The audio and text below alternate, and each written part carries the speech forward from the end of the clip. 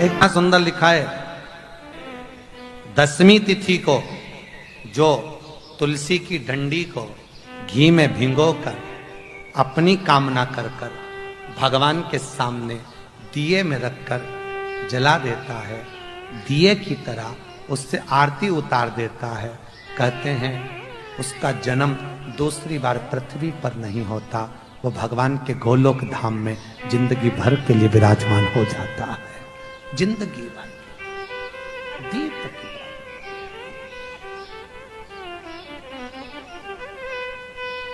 विष्णु पुराण किस किसने सुनी है? हाथ उठा। विष्णु पुराण का 5वां अंश 24 तरह के दिए होते हैं। कितने तरह के? 24 तरह के दीप होते हैं। उस दीप में सर्वाधिक श्रेष्ठ दीप होता है तुलसी दल का, तुलसी की डंडी से जो प्रकट किया है। बत्तियों का भी क्रम है, एक लंबी बत्ती होती है, एक गोल बत्ती होती है। होती कि नहीं होती? लंबी और गोल बत्ती एक गोल होती है, एक लंबी होती है। गोल बत्ती और लंबी बत्ती में अंतर होता है, बहुत जमीन आसमान का अंतर है, बहुत ध्यान देना इसका। गोल बत्ती किस किस देवी देवता पे लगती है और लंबी बत्ती किस किस देवी देवता पे लगती है? तो स्कंद पुराण और विष्णु पुराण दोनों कहती है जो लंबी बत्ती होती है वो पितरों की जगह पर, पूर्वजों की जगह पर, पूर्वजों की जगह पर, बड़ के पेड़ के नीचे, पीपल के पेड़ के नीचे लंबी बत्ती का प्रमाण है। किसी देवी के स्थान पर, जो देवी की पूजन करते हैं, जगदम्बा की पूजन करते हो, पार्वती की करते हो, लक्ष्मी की करते हो, कुल देवी का स्मरण करते हो, लंबी बत्ती का प्रमाण। और जो गोल बत्ती होती है वो गोल बत्ती का प्रमाण किसी हनुमान मंदिर, राम मंदिर, शिव मंदिर, जितने देवताओं के मंदिर है वहां पर गोल बत्ती का प्रमाण। लंबी बत्ती देवी के स्थान पर इसलिए जलाई जाती है क्योंकि देवी वंश की और लक्ष्मी की वृद्धि करती है। तो लक्ष्मी और वंश बड़ा होना चाहिए, लंबा होना चाहिए। और देवता के सामने गोल बत्ती इसलिए लगाई जाती है कि हमारा मन, ये चित्त, ये वृत्ति आपके चरणों में टिकी रहे और एक दिन हम भी वैकुंठ का वास करें, इसलिए गोल बत्ती लगाई जाती है। एक सहस्त्र बत्ती होती है, करें दर्शन कभी? यहां पर माताएं बैठ बैठ के बनाती रहती है 100 बत्ती, 108 बत्ती, 108 बत्ती बनाकर भगवान के सामने। उसका क्या प्रमाण है? कौन से पुराण में लिखा है कि 108 और सहस्त्रावली बत्ती लगाई जाए? तो स्कंद पुराण में कार्तिक खंड के अंदर स्पष्ट किया गया, सहस्त्रावली बत्ती 108 लंबी बत्तियों का जो प्रमाण है वो कहते हैं कि जिस व्यक्ति ने किसी तीर्थ को ना करा हो, पूरे तीर्थ नहीं गए हो, सारे तीर्थों का स्नान नहीं करा हो, किसी तीर्थ में दर्शन करने से वंचित रह गए हो, तो 108 बत्ती की एक बत्ती बनाकर किसी नारायण के मंदिर में, शिव मंदिर में, देवी के मंदिर नहीं, केवल देवता के मंदिर में अगर उसको घी में भिगोकर प्रज्वलित कर दिया जाता है तो सारे तीर्थों के दर्शन का फल उस जीव को प्राप्त हो जाता है। उसको सहस्त्रावली बत्ती 108 स्कंद पुराण यहां तक कहती है कि इस कथा के चरित्र को जो श्रवण कर लेता है उसको 26 एकादशी करना भी नहीं पड़ती। इस एकादशी की केवल ये कथा सुनकर ही वो तर जाता है। बहुत ध्यान से सुनना इसको, कथा तो बड़े भाव से सुन लो इसको, है? बड़े प्रेम से। इसलिए सारी एकादशियों में निर्जला एकादशी की महत्वता शास्त्र प्रमाण करता है महाराज। निर्जला एकादशी का उद्यापन जो करा जाता है, उसका उद्यापन और प्रदोष का जो उद्यापन करा जाता है, इन दोनों का क्रम लगभग एक जैसा ही। तो निर्जला पहुंची है और निर्जला ने जाकर भगवान नारायण से निवेदन करा। भगवान विष्णु ने पूछा, क्या बात है निर्जला, आज तुम खेलती हुई यहां पर आकर खड़ी हो गई, क्या हुआ? क्या है? क्या तुमको गौलोक धाम में आनंद की अनुभूति नहीं हो रही जो तुम वैकुंठ में आई हो? निर्जला घूमती घूमती भगवान के सम्मुख में पहुंच गई।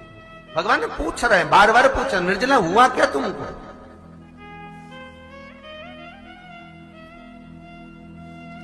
ए निर्जला, ए एकादशी, हुआ क्या है तुमको? क्या कारण है तुम्हारे यहां आने का, वैकुंठ पहुंचने का?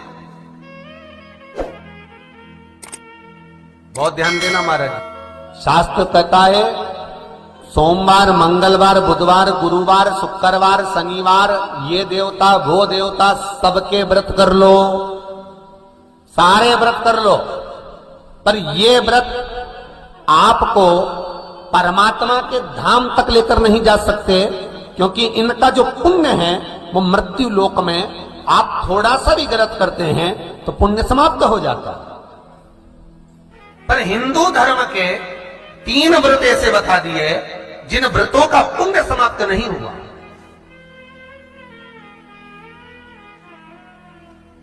हिंदू धर्म के 3 व्रत ऐसे हो गए जिनका पुण्य समाप्त नहीं हुआ महाराज, जिनका पुण्य प्रबलता में बढ़ता गया। पहले नंबर पर एकादशी, दूसरे नंबर पर प्रदोष और तीसरे नंबर पर शिवरात्रि। एकादशी भी 26 है तो प्रदोष भी जम के बोलते जाओ 26 है, शिवरात्रि केवल 12, केवल 12, और अगर अधिक मास की पड़ जावे तो ये 13, पर अधिक की आय सो 13 है। तो यहां शास्त्र कह रहा है कि 3 व्रत हमारे यहां जिनका पुण्य समाप्त नहीं हुआ, जिनका पुण्य प्रबल हुआ, बड़ा, इसलिए आज भी माता एकादशी का व्रत करती है। और एकादशी का व्रत कर कर अगर कोई जीवात्मा को देते हैं, कोई मर भी गया तो उसको एकादशी का दान देते हैं। एकादशी का उसको दान दिया है। महाराज निर्जला खड़ी है, पूछा क्यों आई हो, क्या कारण? निर्जला आई, तब लक्ष्मी मैया उठकर निर्जला के करीब में गई। निर्जला बहुत सरल थी निर्जला। कहते हैं कामा एकादशी सबसे लंबी है। कौन सी एकादशी? कामा। फिर मोक्षदा उससे नीची है महाराज। और निर्जला जो है बिल्कुल छोटा स्वरूप है। निर्जला का मतलब देखा जाए तो केवल 2 चोटी करी हुई है। मस्तक पर भोर लगा हुआ है निर्जला के, माथे पर बिंदी लगी हुई है निर्जला के, सुंदर गले में तुलसी की मालाएं पहनी है निर्जला, हाथ में जो हाथ फूल जैसी माताएं पहले पहनती थी, आपको ध्यान में होगा, ऐसा बड़ा फूल होता था, अंगूठियां पड़ी होती थी, हाथ में ऐसा लगा रहता है। तो निर्जला हाथ फूल भी तुलसी के धारण करी, बड़ा सुंदर स्वरूप है माता निर्जला का महाराज। छोटी है तो माता लक्ष्मी उनके पास में गई और निर्जला से जाकर पूछा, निर्जला तेरे आने का कारण क्या है, तू बता। नारायण आपसे पूछ रहे हैं कि क्यों आई हो, किस लिए आई हो, क्या है तुम्हारे आने का कारण?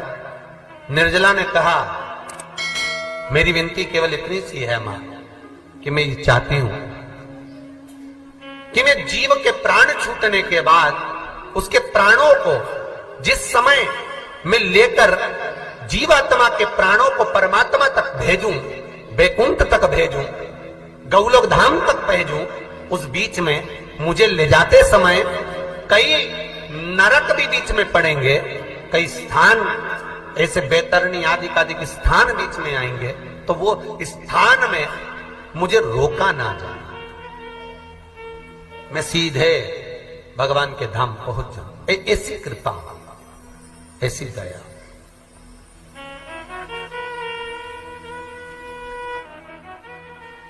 स्कंद पुराण यहां तक कहती है कि इस कथा के चरित्र को जो श्रवण कर लेता है उसको 26 एकादशी करना भी नहीं पड़ती। इस एकादशी की केवल ये कथा सुनकर ही वो तर जाता है।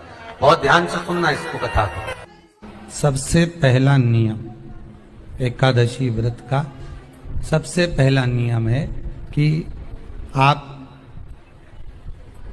जिस दिन व्रत करो उसके एक दिन पहले भक्ति का संचार इस हृदय में कर लो। भक्ति का संचार इस हृदय में कर लीजिए। जिस दिन आप व्रत करो, जैसे एकादशी का व्रत कर रहे हो तो दशमी के दिन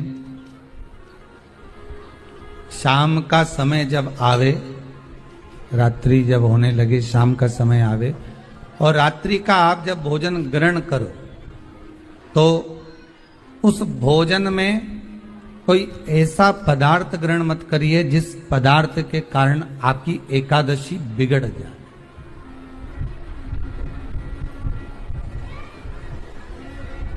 कोई बेकार भोजन में ग्रहण नहीं करना। श्रेष्ठ भोजन ग्रहण करिए दशमी के दिन। और एकादशी का दूसरा नियम बहुत ध्यान से सुनिएगा। जिस दिन आपकी एकादशी का व्रत हो उस दिन प्रयास करिएगा कि अपने हाथ से किसी भी वृक्ष की कोई पत्ती टूटे ना।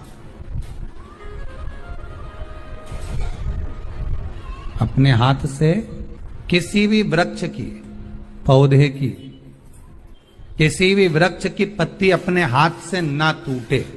बहुत ध्यान दीजिएगा महाराज। एकादशी का ये दूसरा नियम है कि अपने हाथ से किसी पौधे की, किसी वृक्ष की, किसी डाली की कोई पत्ती टूटे ना, कोई पत्ती ना टूटे, इसका प्रयास करिए। कितना सुंदर व्याख्यान कहा है, कितना सुंदर वर्णन है महाराज कि मात्र एकादशी का व्रत कर लेने पर, मात्र एकादशी का व्रत कर लेने पर जो पूर्व में किया गया हमारा पाप कर्म है, हमने किसी जीव की हत्या करी है, हमने किसी को कष्ट प्रदान करा है, हमने किसी को अपशब्द कहा है, हमने किसी को ताने दिए, हमने किसी को आड़ा टेढ़ा कहा है, हमने किसी को गालियां दे दी है, मात्र एकादशी का व्रत ही कर लेने पर ये सारे जो दोष हैं वो समाप्त हो जाते हैं।